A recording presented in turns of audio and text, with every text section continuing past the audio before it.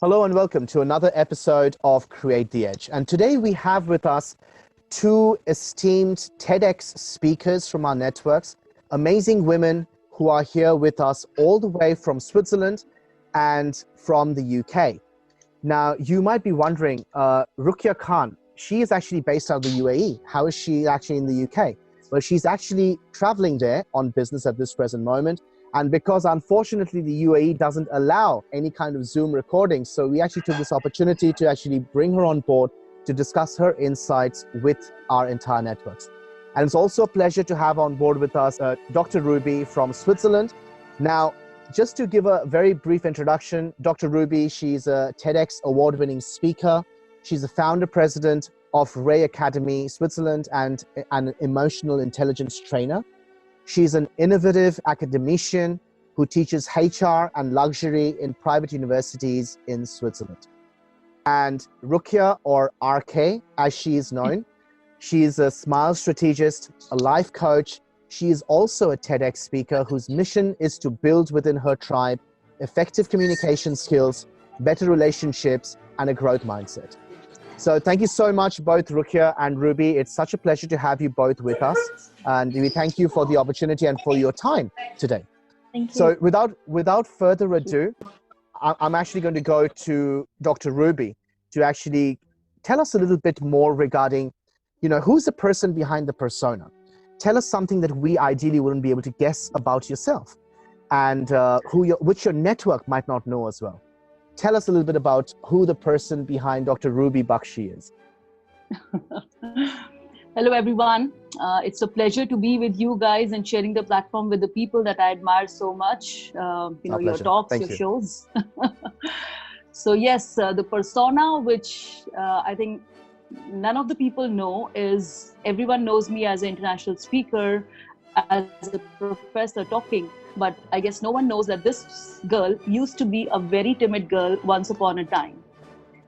I was always very scared to be in front of the camera whenever there were school plays or teachers were looking for, in our schools in India, we used to have people for the annual function, so they would always look for drama and debates and stuff like that. And I would always hide. I could hide because in a class of 50, you could easily hide behind the people. So I would always hide, and I was tall. So I didn't want my teachers to see, because if they would see, they would always tell that you have to be. So I think the initial years of my life, I've always hid from being in front of the camera or taking the speaking roles. I would be happy dancing. I love dancing. So I would be happy dancing because then I'm not, right in front. I could be a background or in front or things like that. But that's something that I was always scared of. So it's a matter of chance and timing. When I came to Switzerland after marriage, it was initially my mom who was constantly pushing me to do the stage shows in terms of dance, so that I face the camera and I'm over with my insecurities in terms of not being comfortable with the people, because she was the first one, I would say, who saw that I have something different. Because at home I would always be with a blackboard and a small pen teaching my grandmothers. You have to do this, you have to do that. So you are a career educationist, like literally from when you were a little girl.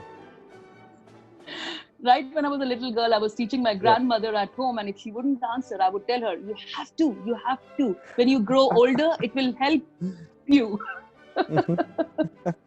So yes, the initial spark, I guess, my mom noticed.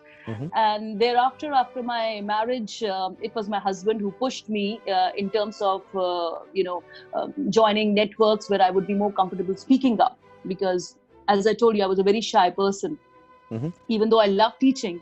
But when I was in front, I would be just focused on my thing. And when it's done, I'm like, okay, it's done, that kind of thing.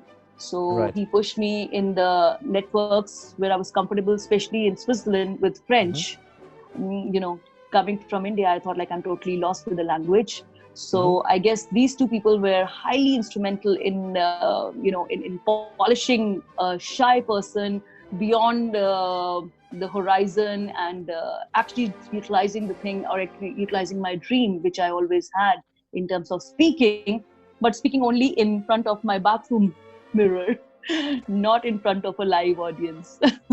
Well, I can say for a fact that we are definitely indebted to your brother as well as your husband for actually bringing on board such a such an amazing speaker. I mean, I've listened to your TEDx talk recently, and boy, were you amazing and were you inspirational. So thank you so much, Ruby, for actually sharing that with us. Thank you. It's not something which obviously people may actually refer to or relate to a TEDx speaker, right? Being Yes. scared to go on stage. So thank you for sharing this, Ruby. Really appreciate it. And Thank you. going over to Ruqya, tell us something about yourself. By the way, I love that smiley face badge that you're wearing on your Thank you. top. So perfectly. It's my the smiles trademark. strategies. Yeah, there you go. That's fantastic. Yeah, tell us something about yourself which we wouldn't ideally have guessed. How many people do you know of who do a TEDx talk as their first talk ever on stage? Not knowing how to do a presentation, not being very tamed, not having a clicker that is tamed, and fasting. So all the wrong combinations, but all for the right reason, because for me, I had the opportunity and I said yes to it.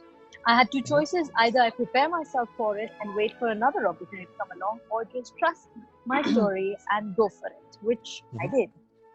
So that's where the SMILE acronym came about. And I've realized over a period that this is how I function. If I see something that's coming my way or something that I'd like to do, then I take it on and learn in the process. So being a journalist, I'm basically a graduate of sciences. My mother wanted me to be a doctor, and unfortunately didn't make it for various reasons. But instead of being a doctor, being the only child, I used to write poetry. I used to pen down my thoughts. I'm quite a loner. And after moving from Kuwait to India and living with the joint family and being absolutely lonely in a house full of people, I realized poetry, language, reading books, that was my love. So when it came to me wanting to do more in life than diapers and dishes, I started contributing to the local newspaper. And that's where the journey of journalism began. So no basic training, no academic basis over there, but just that drive to do something new. So even as a managing editor of a magazine, when the opportunity came, I took it on without even knowing what a flat plan. So, learning along the way, I think, is one of my strengths, and trusting myself. So as I got into coaching, as I got into speaking, I realized that's one thing that really people need to use as fuel. And somehow I passed it down to my children, and mashallah, they're 22 and 20, turning 20 this year. So that's another thing that not many people might have guessed. That's fantastic. Wow. I mean, I think you brought on a really, really important point right there, Ruqya. It's so important to just sometimes dive into the deep end and just thrash around till you actually reach the surface. Simple as that. Because it's so important sometimes that we hold ourselves back from to within our comfort zone, so to speak, and we don't sort of go outside to actually see the world and see what possibilities are out there. So beautifully shared, Ruqya. Thank you so much for that input. Really appreciate it.